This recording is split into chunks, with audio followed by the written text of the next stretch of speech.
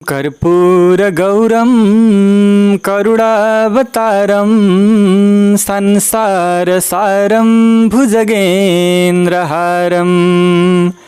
सदा वसन्तं हृदयारविन्दे भवं भवानी सहितं नमामि।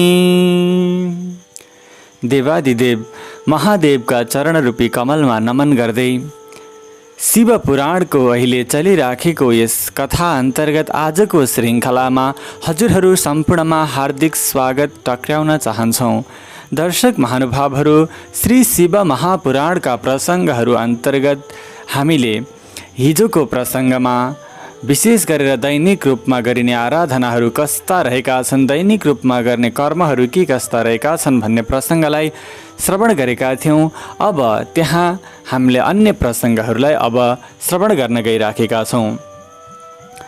फेरि पनि त्यही धार्मिक प्रसङ्ग अगाडि बढ्दै बढ्दै बढ्दै जान्छ। व्यासजीले आज्ञा गर्नुभएको हुन्छ, हाम्रो शरीरभित्र मूलाधार, स्वादिष्ठान, मणिपुर, अनाहत, आज्ञा र सहस्रार नाम भएका 6वटा चक्रहरू रहेका छन्।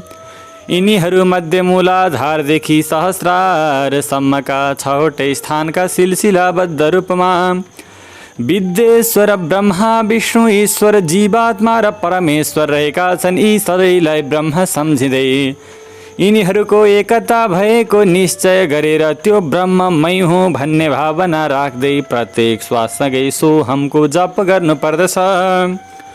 ब्रह्मरन्ध्र समेतमा तथा यो शरीर बाहिर पनि तिनै विद्येश्वर सहित रहेको भाव राख्नु पर्दछ। यानि कि आफ्नो शरीरभित्र नै भगवान रहेको अवश्य पनि त्यो कुरालाई अनुभव गर्न सक्नु पर्दछ। जुन शरीर प्रकृतिको विकार रूपी बुद्धिदेखि पञ्चमहाभूतसम्मका तत्त्वहरूको समायोजनबाट बनेको छ। यस्ता हजारौं शरीरलाई एक एक स्वाभाविक रूपमा श्वास फेर्दा जीवले जप्ने हंस मन्त्र वा अजपा नामको गायत्रीको जप गर्दै सिलसिलाबद्ध रूपमा एक अर्कालाई अतिक्रमण गर्दै जीवलाई बिस्तारै बिस्तारै परमात्मासँग एकाकार गराउनु पर्दछ। यानि कि हामीले आफैले भगवानको तत्त्वलाई बुझेर मोक्ष पदलाई प्राप्त गर्नुपर्दछ।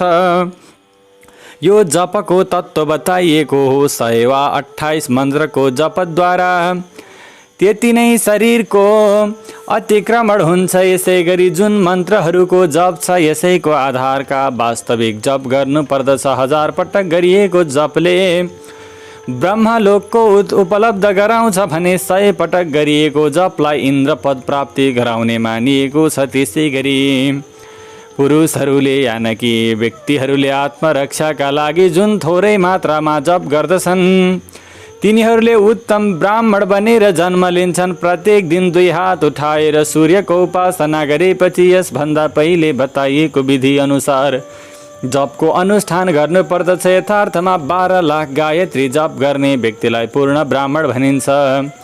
त्यसै गरी त्यो ब्राह्मण शब्दको अर्थ ज्ञानले उत्प्रोत भएको सम्पूर्ण जनको कल्याण गर्नेवाला रहेको छ। ब्राह्मण कुलमा जन्मदैमा कोही पनि ब्राह्मण हुँदैन।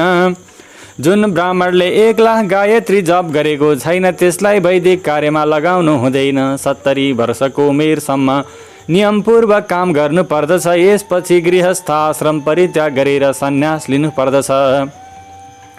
सन्यासीले प्रत्येक दिन बिहान 12,000 ओमकारको जप गर्नुपर्दछ। यदि कुनै एक दिन यो नियमको पालना भएन भने अर्को दिन उसले त्यति नै धेरै मन्त्रको जप गर्नुपर्छ र नियमित रूपमा यसरी जप गर्ने प्रयास गर्नुपर्दछ। यदि सिलसिलाबद्ध रूपमा 1 महिनासम्म जप हुन सकेन भने 1,50,000 जप गरेर त्यसको प्रायश्चित्त गर्नुपर्दछ। यो भन्दा धेरै समयसम्म नियमको पालना हुन सकेन भने फेरि नयाँ किसिमले गुरुसँग नियम ग्रहण गर्नुपर्दछ। यसो गर्दा सबै दोषहरू हट्दछ, अन्यथा त्यो रौरव नाम गरेको नरकमा पर्दछ। जुन सकाम भाव सम्पन्न गृहस्थ व्यक्ति छ त्यसैले धर्म र अर्थ प्राप्तिका लागि प्रयास गर्नुपर्दछ तथा मोक्ष प्राप्त गर्ने अभिलाषा लिएर सधैँ ज्ञानको अभ्यासमा लागिरहनु पर्दछ। धर्मबाट अर्थ प्राप्त हुन्छ। अर्थबाट भोग सजिलै उपलब्ध हुन्छ, त्यसपछि त्यो भोगमा वैराग्यता उत्पन्न हुने सम्भावना हुन्छ। यानकि धन सम्पत्ति स्त्री पुत्र इत्यादिको जति भोग गरिन्छ, जति उनीहरूसँग नजिक भइन्छ, जति प्राप्त हुन्छ, त्यसपछि नै त्यसबाट आफूलाई त्यसप्रतिको वितृष्णा जाग्न सक्दछ। त्यसबाट प्राप्त वैराग्यले नै मोक्षको मार्गमा अगाडि लैजान्छ। जुन भोग न्यायसङ्गत किसिमले उपार्जन गरिएको धनबाट प्राप्त भएको छ, त्यसबाट एक दिन अवश्य वैराग्य उत्पन्न हुन्छ भने जुन भोग अन्याय गरेर कमाएको धनबाट प्राप्त भएको छ, त्यसबाट भोगहरूमा आसक्ति उत्पन्न हुन्छ। मनुष्यले धर्मबाट धन प्राप्त गर्छ भने तपस्याबाट अलौकिक रूप प्राप्त गर्दछ। कामनाहरू परित्याग गर्ने मनुष्यको अन्तःकरण शुद्ध हुन्छ तथा त्यो शुद्धिका प्रभावले ज्ञान उदय हुनेमा कुनै दुविधा छैन। सत्ययुग लगायतमा तपस्यालाई सर्वोपरि मानिएको भए तापनि कलियुगमा दानलाई असल बताइएको छ। सत्ययुगमा ध्यान, त्रेतायुगमा तपस्या र द्वापर युगमा यज्ञका माध्यमद्वारा सिद्धिलाई प्राप्त गर्न सकिन्थ्यो। तर कलियुगमा मूर्ति पूजन गर्दा मात्रै ज्ञान प्राप्त हुन्छ भनेर भनिएको छ। धर्मरूपी हिंसा दुःखदायक हुन्छ तथा धर्म सुखदायक हुन्छ। यसकारण अधर्मबाट मनुष्यले दुःख पाउँछ तथा धर्मद्वारा उसले सुखलाई प्राप्त गर्दछ र उसको उन्नति हुन्छ। मनुष्यका लागि दुराचार दुःखको कारण हो तथा सदाचार सुखदायक हुन्छ। यसै कारण भोग र मोक्ष प्राप्त गर्ने इच्छा भएका मनुष्यले धर्मलाई अवश्य पनि कमाउनु पर्दछ। जसका घरमा थोरैमा पनि 4 मनुष्य छन्, यस्ता व्यक्तिहरूलाई 100 वर्षसम्म जीवन निर्वाह गर्ने सामग्री दान दिनेले ब्रह्मलोकलाई प्राप्त गर्दछ। यसै गरी 1000 चान्द्रायण व्रतको अनुष्ठान गर्नेले पनि ब्रह्मलोकलाई प्राप्त गर्दछ।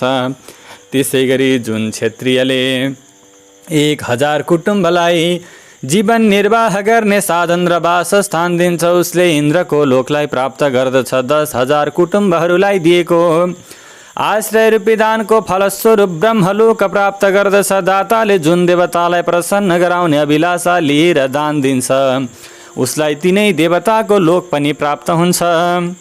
धनविहीन मनुष्यले सधैँ तपस्या गर्नुपर्छ, किनकि तपस्या र तीर्थयात्रा गर्ने मनुष्यले कहिल्यै विनाश नहुने सुखलाई प्राप्त गर्दछन्। अब न्याय सङ्गत किसिमले धन आर्जन गर्ने विधिका विषयमा वर्णन गरिन्छ। ब्राह्मणले सधैँ दान लिने र यज्ञ गराउने कार्यबाट मात्र धन आर्जन गर्नुपर्दछ। यसरी धन आर्जन गर्नेहरू मात्रै ब्राह्मण हुन्, अरूलाई ब्राह्मण भन्न सकिँदैन। यसका लागि उसले दरिद्रपन पनि देखाउनु हुँदैन, लोभी हुनु हुँदैन, छुच्चो हुनु हुँदैन। ब्राह्मण भइसकेपछि ज्यादै कष्टदायक कर्महरू पनि गर्नु हुँदैन। त्यसै गरी क्षत्रियले आफ्नो बलका माध्यमद्वारा धन आर्जन गर्नुपर्छ भने वैश्यले कृषि, त्यसै गरी गाई पालनका माध्यमद्वारा व्यापार व्यवसायका माध्यमबाट आर्जन गर्नुपर्दछ। न्यायसङ्गत किसिमले कमाएको धन दान गर्ने दाताले ज्ञान प्राप्त गर्छ भने ज्ञान पाएपछि मोक्षरूपी सिद्धि सहज हुन्छ तथा मोक्ष प्राप्त गरेपछि ब्रह्मस्वरूप हुन्छ, जसबाट मुक्त भएको मनुष्यले परमानन्दको अनुभूति गर्दछ। गृहस्थ मनुष्यले धनधान्य लगायतका सबै वस्तु दान गर्नुपर्दछ, चाहे ब्राह्मण, क्षत्रिय, वैश्य, शूद्र, चाहे जन्मले चाहे कर्मले, जस्ता सुकै अवस्थामा भए पनि, समाजको अवस्था जस्तो भए पनि गरिब दुखीहरूलाई, त्यसै गरी विद्वान सन्त साधुहरूलाई दान गर्नुपर्ने। आवश्यकता भएका ठाउँमा दान गर्नका लागि कहिल्यै पनि मुट्ठी बाँधेर राख्नु हुँदैन। जसले तिर्खा मेटाउनका लागि जल र भोक रूपी रोग निको पार्नका लागि अन्न दान गर्दछन्, तिनीहरूको पुण्यको के लेखाजोखा गर्न सकिन्छ र जसको अन्न खाएर मनुष्यले जुन समयसम्म कथा सुन्ने लगायतको सद्धर्म पालन गर्छ, त्यस समयसम्म उसले गरेको पुण्य फलको आधा भाग दातालाई प्राप्त हुने सुनिश्चित रहेको छ। दान दिने मनुष्यले दानमा पाएको वस्तु दान र तपस्या गरेर दान लिएको पाप हटाउनु पर्दछ। यदि यसो गरिएन भने दान लिने रौरव नाम गरेको नरकमा पर्छ। आफ्नो धन 3 भाग लगाएर त्यसमध्ये 1 भाग धर्मका लागि, दोस्रो भाग उन्नतिका लागि र तेस्रो भाग आफ्नो उपभोगका लागि छुट्याउनु पर्दछ। नित्य नैमित्तिक र काम्य कर्म धर्मका लागि छुट्याइएको धनबाट गर्नुपर्दछ। मनुष्यले उन्नतिका लागि छुट्याएको धनबाट धन बढाउने व्यापार व्यवसाय इत्यादि गर्नुपर्दछ भने आफ्नो उपभोगका लागि राखिएको धनबाट कल्याणदायक थोरै र पवित्र भाग उपभोग गर्नुपर्दछ। आफ्नो खेतीबाट आएको धनको 10औं भाग दान गर्नुपर्दछ। यसबाट पाप शुद्धि हुन्छ तथा बचेको धन धर्म उन्नति र उपभोगमा खर्च गर्नुपर्दछ। जसले यो नियमको पालना गर्दैन भने उसको बुद्धि भ्रष्ट हुन्छ, स्वार्थमा ऊ सधैँ लम्पट रहन्छ। उन्नतिका लागि गरिएको व्यापारको 6औं भाग दान गर्न उचित हुन्छ। बुद्धिमान मनुष्यले त्यो धन दान गर्न उचित हुन्छ। बुद्धिमान मनुष्यले अर्काको अवगुणहरूको बारेमा कहिल्यै बताउनु हुँदैन। दोषको वशमा परेर अर्काको देखेको वा सुनेको अवगुणको पनि चर्चा गर्नु हुँदैन। विद्वान मनुष्यले सबैको मनमा द्वेष भाव उत्पन्न गराउने कुरा पनि गर्नु हुँदैन। ऐश्वर्य प्राप्त गर्ने अभिलाषा भएकाहरूले दुवै सन्ध्याका समयमा अग्निहोत्र अथवा व्रत जप तप ध्यान इत्यादि अनिवार्य रूपमा गर्नुपर्दछ। जो दुवै समयमा अग्निहोत्र यानि हवन गरेर पूजन गर्न असमर्थ छ उसले एकै समयमा सूर्य र अग्निलाई विधिपूर्वक दिएको आहुतिले सन्तुष्ट बनाउन सक्नु पर्दछ। चामल धान घिउ फल कन्दमूल लगायतबाट विधिपूर्वक चरु बनाएर उचित किसिमले सूर्य र अग्निलाई आहुति दिनुपर्दछ। यदि आहुति हाल्ने सामग्रीको अभाव छ भने मुख्य होम मात्र गर्नुपर्दछ तथा सधैँ सुरक्षित रहने अग्निलाई अजस्त्र भनिन्छ। सन्ध्याका समयमा जप मात्र वा सूर्यको वन्दना मात्र भए पनि गर्नुपर्दछ। यानि केही सकिएन भने बिहान बेलुका आफूले जप्ने मन्त्रहरूको विधिपूर्वक जप गर्ने अनि ध्यान गर्ने, सूर्यको अनि अग्निको वन्दना गर्ने काम अवश्य पनि गर्नुपर्दछ। आत्मज्ञान तथा धन प्राप्त गर्ने अभिलाषा भएको मनुष्यले पनि यही विधि अनुसार उपासना गर्नुपर्दछ। जसले आफ्नो नित्य धर्मको पालना गर्दछन् तिनीहरू सबैले स्वर्गलोकलाई प्राप्त गर्दछन्। तब फेरि जिज्ञासा समाधान हुँदै गएको अवस्थामा ऋषिहरूले भन्न लागे, हामीलाई अग्नियज्ञ देवयज्ञ ब्रह्मयज्ञ गुरुको पूजा र ब्रह्मलाई तृप्त गराउने हजुरले जुन विषयहरू बताउनुभयो त्यसलाई विस्तारमा हामीलाई जानकारी गराइदिनुहोस्। तब सुतजीले भने, गृहस्थ मनुष्यले सन्ध्या र बिहानका समयमा जुन चामल समेतका पदार्थको आहुति हाल्छ त्यसलाई अग्नियज्ञ भनिन्छ। जो ब्रह्मचर्य आश्रममा रहेका छन् तिनीहरूका लागि समिधा स्थापना नै अग्नियज्ञ हो भने उनीहरूले समिधाकै अग्निमा हवन गर्नुपर्दछ। ब्रह्मचर्य आश्रममा बसेको व्यक्तिको जुन समयसम्म विवाह हुँदैन र उसले उपासनाका लागि ग्रहण गरिने अग्निको प्रतिष्ठा गर्दैन त्यस समयसम्म उसका लागि अग्निमा समिधाको आहुति व्रतको नियम पालना र विशेष उपासना परम कर्तव्य हुन्छ। जसले बाहिरी अग्नि विसर्जन गरेर आफ्नो आत्मामा अग्नि स्थापना गरेको छ त्यस्ता सन्यासीहरूले हवन वा अग्नियज्ञका रूपमा निर्धारण गरिएको समयमा कल्याणदायक थोरै र पवित्र भोजन गर्नुपर्दछ। सन्ध्याका समयमा अग्निका लागि हालिएको आहुति धन प्रदायक हुन्छ भने बिहानका समयमा सूर्यका लागि हालिएको आहुति उन्नति प्रदायक हुन्छ। दिनको समयमा अग्नि सूर्यमा समाहित हुने भएकाले बिहान सूर्यलाई दिएको आहुति पनि अग्नियज्ञ भित्रै पर्छ। यो अग्नियज्ञको वर्णन भयो। इन्द्र सहितका देवतालाई सन्तुष्ट बनाउनका लागि अग्निमा जुन आहुति हालिन्छ त्यसलाई देवयज्ञ भनिन्छ। गृहस्थको धार्मिक कर्म विशेष समेतका यज्ञलाई देवयज्ञ मान्नु पर्दछ। लौकिक अग्निमा सम्पन्न गरिने जुन बालकको 1 वर्ष 3 वर्ष वा आफ्नो चलन अनुसार व्रत बन्द गर्नुभन्दा अगाडि गरिने 16 संस्कार मध्येको एक संस्कार गर्दा जुन हवन गरिन्छ त्यसलाई देवयज्ञ नै भनिन्छ। अब ब्रह्मयज्ञको वर्णन गरिन्छ। द्वैजले देवताको तृप्तिका लागि नियमित रूपमा ब्रह्म यजन गर्नुपर्दछ। यानि कि सम्पूर्ण मनुष्यहरूले भक्तिभावपूर्वक ब्रह्मस्वरूपका भगवानको पूजा गर्नुपर्दछ। वेदको जुन नियमित र नियमपूर्वक अध्ययन गरिन्छ त्यसलाई पनि ब्रह्मयज्ञ भनिन्छ। बिहानको नित्य कर्म गरेपछि सन्ध्याकालसम्म ब्रह्मयज्ञ गर्न सकिन्छ तर रात्रिमा ब्रह्मयज्ञ गर्नु हुँदैन। अब बिना अग्नि देवयज्ञ सम्पन्न गर्न सकिने विषयमा बताइन्छ। सृष्टिको आरम्भमा सबै कुरा जान्ने दयालु र सर्वशक्ति सम्पन्न भगवान श्री शिवले सबै लोकको कल्याणका लागि बारहरूको कल्पना गर्नुभयो। भगवान शिव संसार रूपी रोग निर्मूल पार्ने वैद्य हुनुहुन्छ भने सबैको ज्ञाता र सबै औषधिहरूको पनि औषधि हुनुहुन्छ। उहाँले पहिले बारहरूको कल्पना गर्नुभयो जसले आरोग्य प्रदान गर्दछन्। यसपछि उहाँले आफ्नो माया शक्तिको बार बनाउनुभयो जुन सम्पत्ति प्रदायक छन्। उहाँले जन्मदै दुर्गतिको शिकार भएको बालकको रक्षाका लागि कुमारका बारको कल्पना गर्नुभयो। त्यसपछि उहाँले अल्छीपन र पाप हटाउने तथा सबै लोकको कल्याण गर्ने अभिलाषाले विष्णुको बार बनाउनुभयो। यसपछि उहाँले पुष्टि र रक्षाका लागि ब्रह्माको आयुष कारक बारको पनि निर्माण गर्नुभयो जसबाट समग्र जगतको आयु बढ्न सकोस्। यसपछि तीनवटै लोकको वृद्धिका लागि पहिले पुण्य र पापको रचना गरेर त्यस्ता कर्म गर्ने मनुष्यहरूलाई राम्रो र नराम्रो फल दिनका लागि इन्द्र र यमराजहरूका बारहरू बनाउनुभयो। यी दुवै बारले भोग उपलब्ध गराउने र मनुष्यहरूलाई मृत्युको भयबाट मुक्त गराउने काम गर्दछन्। यसपछि उहाँले आफ्नै साररूपी तथा प्राणीहरूलाई सुख र दुःखको सङ्केत दिने सूर्य सहितका सातवटा ग्रहलाई ती बारहरूको अधिपति बनाइदिनु भयो। ती सबै ग्रह नक्षत्रहरूको ज्योतिर्मय मण्डलमा रहेका छन्। शिवको बार वा दिनको अधिपति सूर्य हुन्। शक्ति सम्बन्धी बारका अधिपति सोम हुन्। कुमार सम्बन्धी दिनका अधिपति मङ्गल हुन्। विष्णु बारका अधिपति बुध हुन् भने ब्रह्माको बारका अधिपति बृहस्पति हुन् तथा इन्द्रको बारका अधिपति शुक्र र यमराजको बारका अधिपति शनि हुन्। आफ्नो बारमा गरिएको ती देवताको पूजा उनीहरूको आफ्नो फल प्रदायक हुन्छ। सूर्य आरोग्य र चन्द्रमा सम्पत्ति प्रदायक छन्। मङ्गलले व्याधिहरूको निवारण गरिदिन्छन् भने बुधले पुष्टि प्रदान गर्दछन्। बृहस्पतिले आयु बढाउँछन् र शुक्रले भोग उपलब्ध गराउँछन् तथा शनिले मृत्युबाट बचाउँछन्।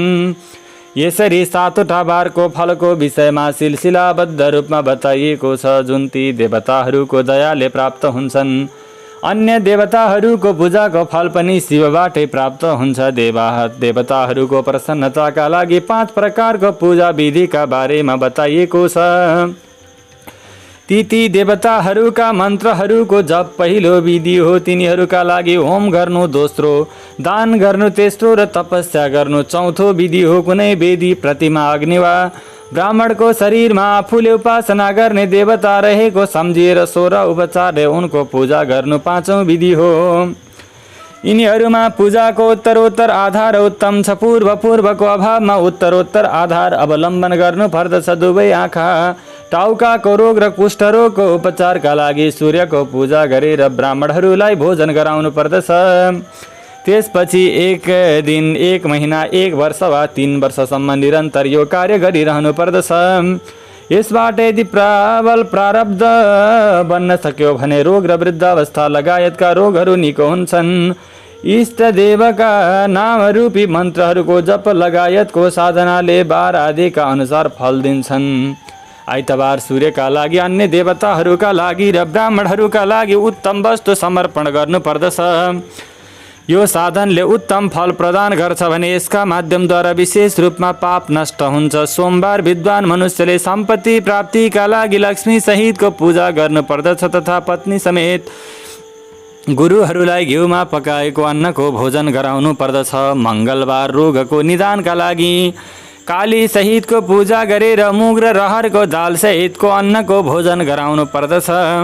बुधबार विद्वान मनुष्यले दही सहितको अन्नले विष्णुको पूजा गर्नु पर्दछ। यसरी पूजा गर्दा पुत्र, मित्र र पत्नी समेत मोटा घाटा या केश पुष्ट हुन्छन् भनेर बताइएको छ। जसले दीर्घायुको चाहना राख्छ उसले बिहिबार देवताहरूको सन्तुष्टिका लागि कपडा, जनै र घिउ मिसाएको खिरले पूजन गर्न सक्नु पर्दछ। भोग प्राप्तिका लागि शुक्रबार आफ्नो चित्तलाई एकाग्र बनाएर देवताको पूजा गर्नु पर्दछ भने ब्राह्मणहरूको तृप्तिका लागि 6 प्रकारको रस सम्पन्न अन्नको भोजन गराउनु पर्दछ।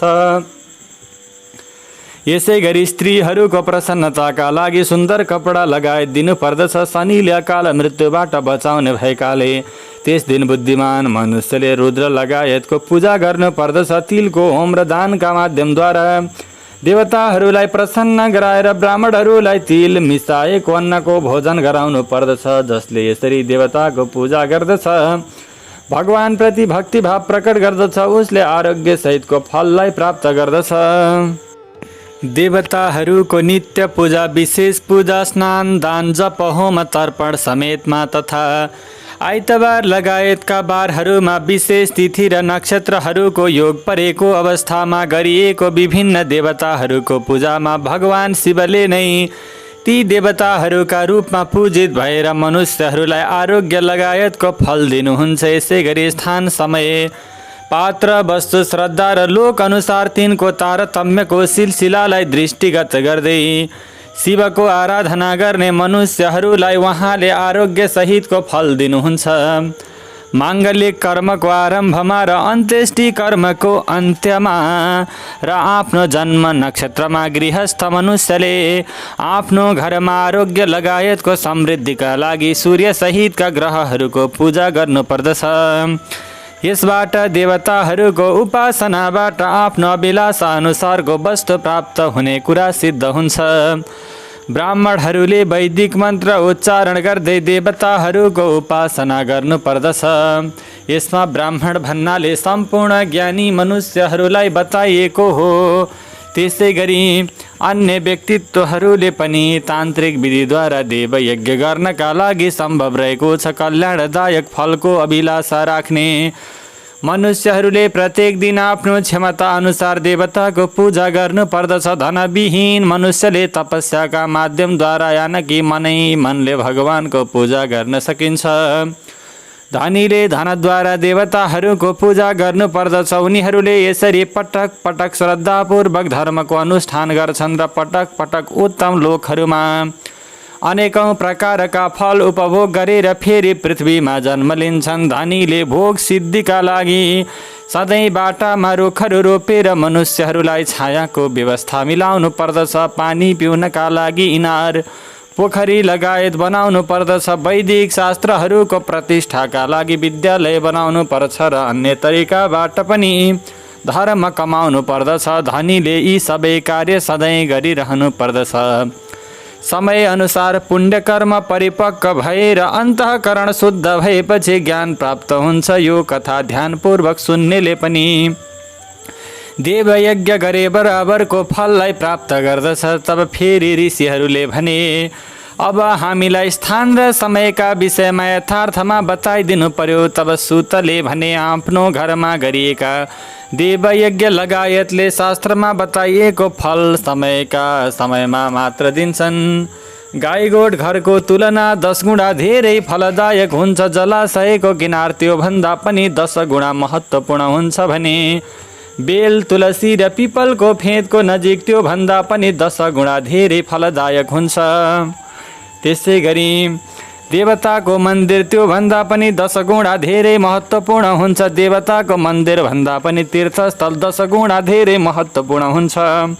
त्योभन्दा 10 गुणा उत्तम नदीको किनार हुन्छ। त्योभन्दा 10 गुणा उत्तम तीर्थमा भएको नदीको किनार र त्योभन्दा 10 गुणा उत्तम सप्तगङ्गा नाम भएका नदीहरूको नजिकको तीर्थ हुन्छ। गङ्गा, गोदावरी, कावेरी, ताम्रपर्णी, सिन्धु, सरयू र नर्मदालाई सप्तगङ्गा भनिन्छ। समुद्रको किनारलाई यिनीहरूभन्दा 10 गुणा पवित्र मानिन्छ र पर्वतको शिखरलाई समुद्रको किनारभन्दा 10 गुणा पवित्र मानिन्छ। आफ्नो मन एकाग्र हुने स्थानलाई सबैभन्दा पवित्र मानिन्छ। यहाँसम्म धार्मिक कार्य अनुष्ठान जपहरूका लागि स्थानका विषयमा बताइयो। अब समयको तारतम्यका बारेमा वर्णन गरिन्छ। सत्ययुगमा यज्ञ, दान लगायतका कर्म पूर्ण फलदायक हुन्छन् भने त्रेता युगमा त्यसको 3/4 फल पाइन्छ तथा द्वापर युगमा आधा मात्र फल प्राप्त हुन्छ। कलियुगमा 1/4 मात्र यानकि 4 भाग धर्म गरेको छ भने 1 भाग मात्र फल प्राप्त हुन्छ र आधा कलियुग बितेपछि त्यो 1/4 फलमा पनि 1/4 कम भएर जान्छ। शुद्ध अन्तरात्मा भएको मनुष्यका लागि शुद्ध र पवित्र दिन समफलदायक हुन्छ भनेर भनिएको छ। सूर्य सङ्क्रान्तिका दिन गरिएको सत्कर्म यसबाट पहिले बताइएको शुद्ध दिनको तुलनामा 10 गुणा धेरै फलदायक हुन्छ। त्योभन्दा पनि विपुष यानकि ज्योतिषका अनुसार सूर्य विपुष नाम गरेको रेखामा पुगेको समय जसमा दिन र रात बराबर हुन्छ। यो चैत्र महिनाको नवमी तिथिमा पर्दछ। त्यस्तो योगमा गरेको कर्म 10 गुणा उत्तम हुन्छ। विपु सहयोगमा गरेको कर्म भन्दा पनि दक्षिणायन आरम्भ हुने दिन अर्थात् श्रावणको सङ्क्रान्तिमा गरिएको पुण्य कर्म 10 गुणा उत्तम हुन्छ। त्यो भन्दा पनि माघे सङ्क्रान्तिमा गरिएको कर्म 10 गुणा उत्तम हुन्छ। त्यो भन्दा पनि चन्द्र ग्रहण लागेको समयमा गरेको पुण्य कर्म 10 गुणा उत्तम हुन्छ। सूर्य ग्रहण लागेको समय सबैभन्दा उत्तम हुन्छ। त्यसमा गरेको पुण्य कर्मको फल चन्द्र ग्रहणको भन्दा पनि धेरै र महत्त्वपूर्ण हुन्छ। सूर्यको राहुसँग संयोग हुने भएकाले सूर्य ग्रहणको समय रोगप्रदायक हुने हुँदा त्यो रोग हटाउनका लागि त्यस समयमा स्नान दान र जप अवश्य पनि गर्नुपर्दछ। त्यो समय रोग निवारणका लागि ज्यादै उपयोगी भएकाले त्यसलाई पुण्यदायक मानिएको हो। जन्म नक्षत्र परेको दिन र व्रत समाप्तिको दिनको समयलाई सूर्य ग्रहण लागेको दिन जस्तै सम्झिनु पर्दछ तथा महापुरुषहरूसँग सङ्गत भएको समय करोडौँ सूर्य ग्रहण जस्तै पवित्र हुन्छ भनेर भनिएको छ। तपस्या गर्ने योगी र ज्ञान प्राप्त गरेको सन्यासी पूजन गर्नका लागि योग्य हुन्छन् किनकि यिनीहरू पाप नष्ट गरिदिन सक्षम हुन्छन्। जसले 24 लाख गायत्री मन्त्रको जप गरेको छ त्यो व्यक्ति पूजा गर्नका लागि योग्य पात्र हुन्छ किनभने त्यो सबै प्रकारका फल र भोग दिनमा सक्षम हुन्छ। जसले नरकमा पर्नबाट बचाउन सक्दछ त्यस प्रकारको गुण भएकोलाई शास्त्रमा सुपात्र बताइएको छ। त्यो दातालाई पापबाट यथार्थ रूपमा मुक्त गराउन सक्षम हुने बताइएको छ। गायत्रीले आफ्नो जप गर्नेलाई पतन हुनबाट बचाउने भएकाले त्यसलाई गायत्री भनिएको हो। जसरी संसारमा गरिबले नभएर धनीले मात्र अर्कालाई धन दिन सक्दछ त्यसै गरी जो शुद्ध र पवित्र आत्मा भएको छ त्यसले मात्र अरू मनुष्यको उद्धार गर्न सक्दछ। जो गायत्री मन्त्र जप गरेर शुद्ध भएको छ त्यसैलाई शुद्ध ब्राह्मण अथवा शुद्ध मानव भनिन्छ। यसकारण दान जप होम र पूजा लगायतका कर्मका लागि त्यही शुद्ध पात्र हुन्छ। यस प्रकारको ब्राह्मण मात्र, यस प्रकारको ज्ञानी व्यक्ति मात्र, यस प्रकारको विद्वान मात्र, यस प्रकारको गुरु मात्र दान लिन र रक्षा गर्न सक्षम हुन्छ। स्त्री वा पुरुष जो भोको छ त्यही अन्नदान गर्न योग्य पात्र हुन्छ।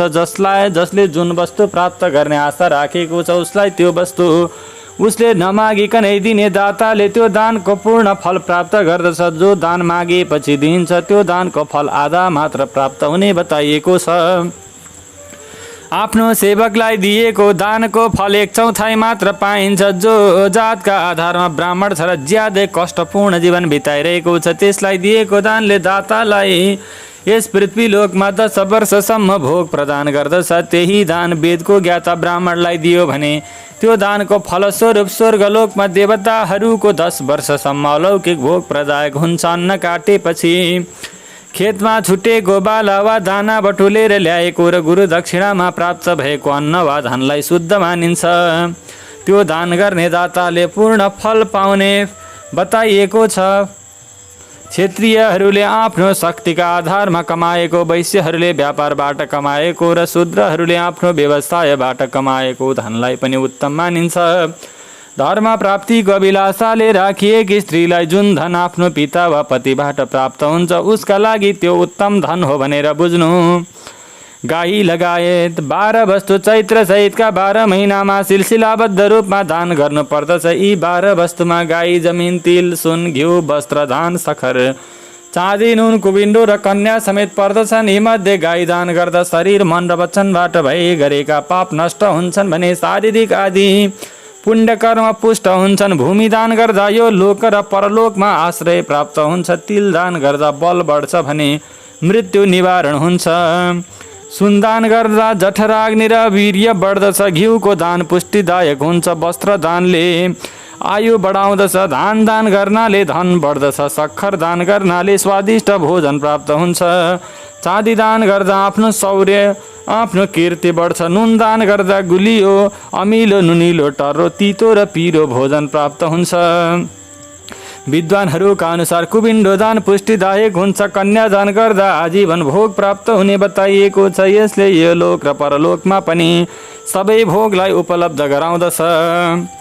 विद्वानले सधैँ कान लगायतका इन्द्रियहरू तृप्त हुने वस्तु दान गर्नुपर्दछ। कान लगायतका 10वटा इन्द्रियका जुन शब्दसहितका 10वटा विषय छन् तिनीहरू दान गर्न सकियो भने तिनले भोग उपलब्ध गराउँछन् तथा दिशा लगायतका इन्द्रियका देवताहरूलाई सन्तुष्ट बनाउँछन्। वेद र शास्त्र गुरुको मुखबाट सुनेर गुरुको उपदेश वा आफैले ज्ञान हासिल गरेपछि जसको बुद्धिले कर्मको फल अनिवार्य रूपमा प्राप्त हुन्छ भन्ने निश्चय गर्छ त्यसैलाई सर्वोत्तम आस्तिकता भनिन्छ। आफ्ना बन्धु बान्धव अथवा राजाको डरले जुन आस्तिकता उत्पन्न हुन्छ त्यो तल्लो स्तरको आस्तिकता हो। जो ज्यादै गरिब छ, जससँग सबै वस्तुको यथार्थ रूपमा अभाव छ, उसले वचन वा कर्मद्वारा उपासना गर्नुपर्दछ। मन्त्र स्तोत्र र जपलाई वचनबाट गरिएको उपासना सम्झनुपर्छ भने तीर्थयात्रा र व्रत लगायतलाई शारीरिक उपासना सम्झनु पर्दछ। जुनसुकै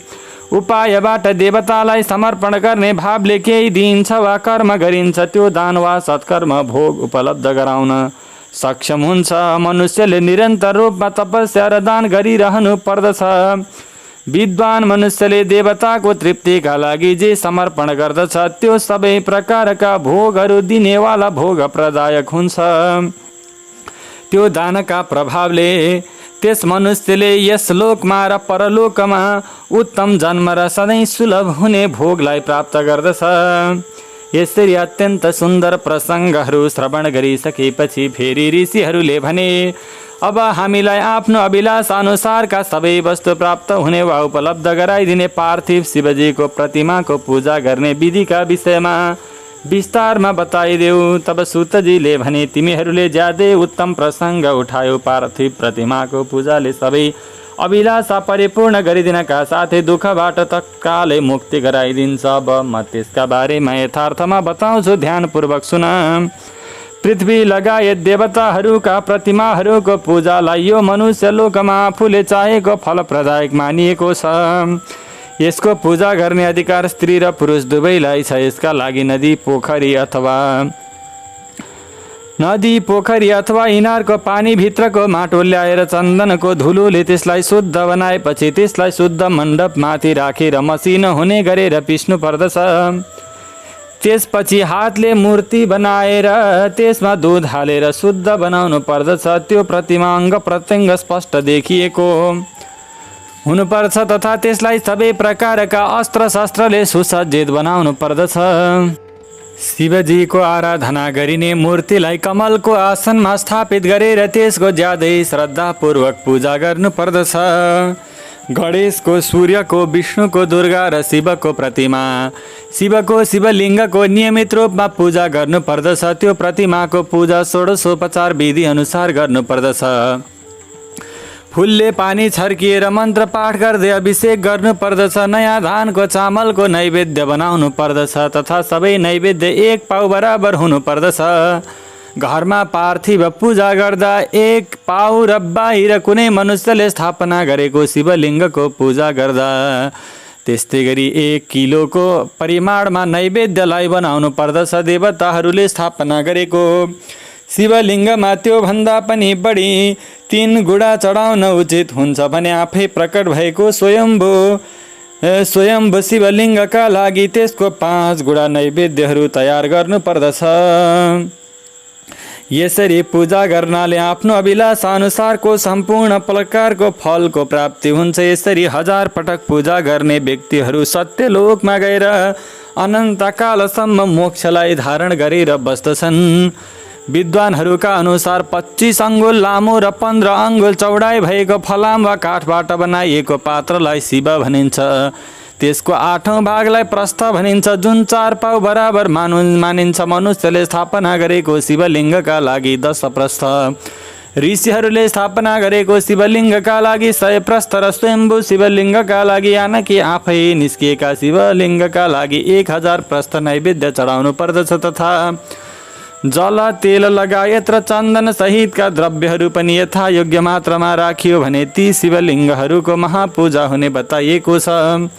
देवताहरूको अभिषेक गर्नाले आत्मा शुद्ध हुन्छ भने चन्दन चढाउँदा पुण्य प्राप्त हुन्छ। नैवेद्य चढाउँदा आयु बढ्छ र तृप्ति प्राप्त हुन्छ।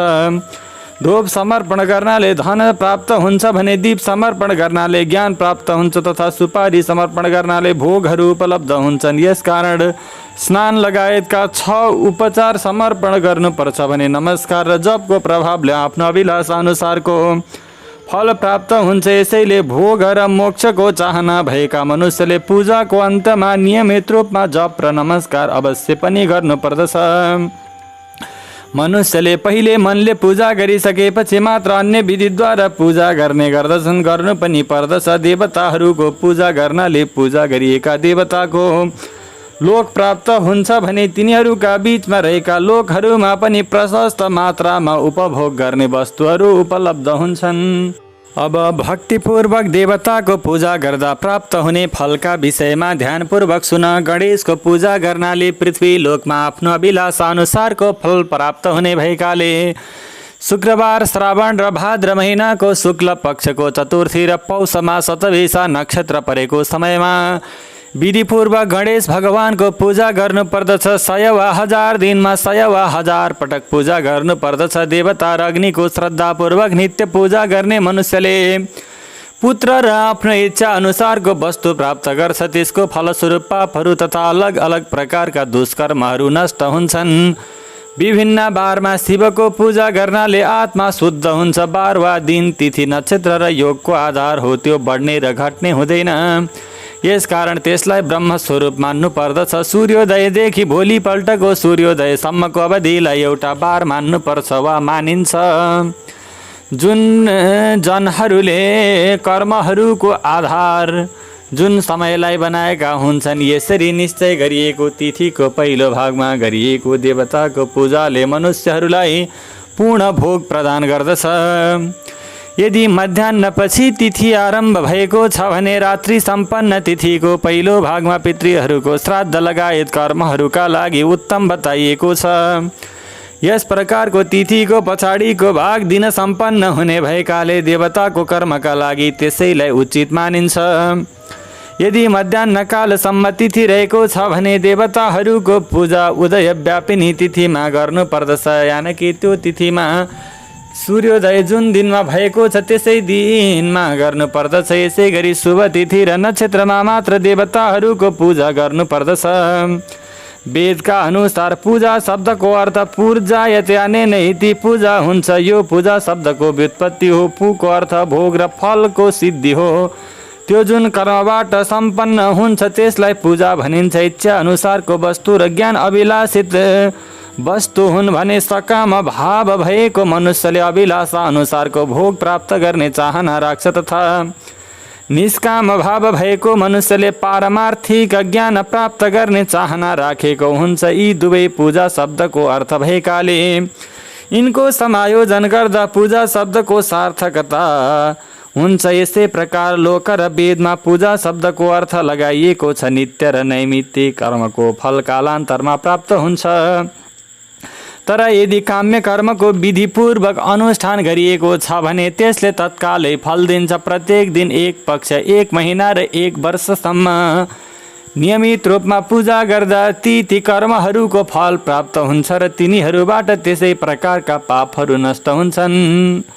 प्रत्येक महीनाको कृष्ण पक्षको चतुर्थीमा गरिएको गणेशको पूजाको फलस्वरूप एक पक्षका पापहरू नष्ट हुन्छन् भने एक पक्षमा उत्तम भोग प्राप्त हुन्छ। चैत्र महीनाको चतुर्थीमा गरेको पूजाले एक महिनासम्म पूजा गरेको फल दिन्छ भने सूर्य सिंह राशिमा परेको भाद्र महीनाको चतुर्थीमा गरेको गणेशको पूजाले एक वर्षसम्म अभिलाषा अनुसारको बल दिन्छ। श्रावण महीनाको आइतबार हस्ता नक्षत्र परेको सप्तमी तिथि तथा माघ शुक्ल सप्तमीमा सूर्यको पूजा गर्नुपर्दछ। जेठ र भाद्र महीनाका बुधबार श्रवण नक्षत्र परेको द्वादशी तिथि र शुद्ध द्वादशी तिथिमा विष्णुको पूजा गर्नाले आफ्नो अभिलाषा अनुसारको सम्पत्ति प्राप्त हुन्छ। श्रावण महीनामा गरेको श्री हरिको पूजा आफ्नो इच्छा अनुसारको फल र आयोग्य प्रदायक हुन्छ। द्वादशीमा आराधनाद्वारा श्री विष्णुलाई सन्तुष्ट बनाउने मनुष्यले अङ्ग र उपकरण सहित गाई लगायत 12 वस्तु दान गरेको बराबर फल प्राप्त गर्छ। जसले द्वादशी तिथिमा श्री विष्णुका नामहरूको उच्चारण गर्दै 12 ब्राह्मणको विधिपूर्वक पूजा गर्दछ अथवा 12 वटा गरिब दुखीको सेवा गर्दछ, त्यसबाट श्री विष्णु ज्यादै प्रसन्न हुनुहुन्छ। यसै गरी सबै देवताहरूका 12 नामको उच्चारण गर्दै 12 ब्राह्मणको पूजा गर्नाले ती देवताहरू प्रसन्न हुन्छन्। कर्कट सङ्क्रान्ति सम्पन्न श्रावण महिनाको मृगशिरा नक्षत्रको योग परेको नवमी तिथिमा अम्बिकाको पूजा गर्नुपर्दछ।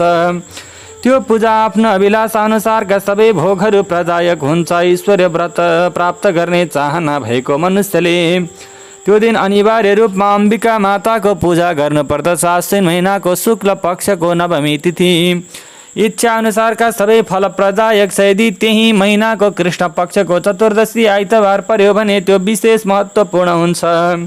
त्यससँगै यदि सूर्य सङ्क्रान्ति सहितको आर्द्राको योग पर्यो भने त्यस समय शिवको पूजाका लागि विशेष महत्त्वपूर्ण हुन्छ। माघ महिनाको कृष्ण पक्षको चतुर्दशीमा गरेको शिवको पूजाको फलस्वरूप आफ्नो अभिलाषा अनुसारका सबै फल प्राप्त हुन्छन्। त्यसको फलस्वरूप मनुष्यको आयु बढ्छ, मृत्युको डर हराउँछ र सबै प्रकारको सिद्धि प्राप्त हुन्छ। यदि जेठ महिनाको चतुर्दशी महाआर्द्रा योग वा मङ्सिर महिनाको कुनै तिथि आर्द्रा नक्षत्र सम्पन्न छ भने त्यस समयबाट अनेकौं प्रकारका वस्तुहरूबाट बनाएको मूर्तिका रूपमा जसले शिवको विधिपूर्वक पूजा गर्छ त्यो दर्शन गर्न योग्य हुन्छ। शिवको पूजा गर्ने मनुष्यले भोग र मोक्षलाई प्राप्त गर्दछ। कार्तिक महिनाका सबै बार र तिथि शिवको पूजाका लागि विशेष महत्त्वपूर्ण हुन्छन्। यसै कारण विद्वान मनुष्यले कार्तिक महिनामा दान होम जपका त्यसै माध्यमद्वारा सबै देवताको विधिपूर्वक पूजा गर्नुपर्दछ। त्यो पूजामा देवताको प्रतिमा, ब्राह्मण तथा मन्त्रहरूको आवश्यकता पर्दछ। ब्राह्मणलाई भोजन गराएर, गरिब दुखीलाई भोजन गराएर, भोकालाई भोजन गराएपछि पूजा सम्पन्न हुन्छ। पूजाकर्ताले कामना परित्याग गर्दै शान्त भएर देवताको आराधना गर्नुपर्दछ भनेर बताइसकेपछि सबै नतमस्तक भएर, सबै खुसी भएर, सबै प्रसन्न भएर सुतजीका चरण रूपी कमलमा नमन गर्न लाग्दा भए। हवस् त दर्शक महानुभावहरू, आजको यस शिव महापुराण अन्तर्गत हामीले विशेष गरेर विभिन्न प्रकारका धार्मिक कर्महरूको, दानहरूको महिमा के कस्तो रहेको छ, किन गर्ने, कसरी गर्ने भन्ने विषयमा श्रवण गऱ्यौँ। भोलिका दिनमा विशेष गरेर यो व्रतहरूद्वारा के प्राप्त हुन्छ, त्यसै गरी धार्मिक क्षेत्रमा गरिएका हाम्रा विभिन्न प्रकारका कर्मबाट कस्ता प्रकारका फलहरू प्राप्त हुन्छन्, ती सम्पूर्ण सामग्री सहितको श्रृङ्खला लिएर भोलि उपस्थित हुने नै छौँ। आजका लागि हजुरहरू सम्पूर्णमा भगवान श्री महादेवको, गौरी शङ्करको परम कृपा रहिरहोस् भन्ने शुभभाव सहित भोलिको श्रृङ्खलामा पुनः भेट हुने बाचा गर्दै आजका लागि बिदा दिनुहोस्। नमस्कार। सर्वे भवन्तु सुखिनः, सर्वे सन्तु निरामयाः, सर्वे भद्राणि पश्यन्तु मा कश्चित् दुःखभाग् भवेत्।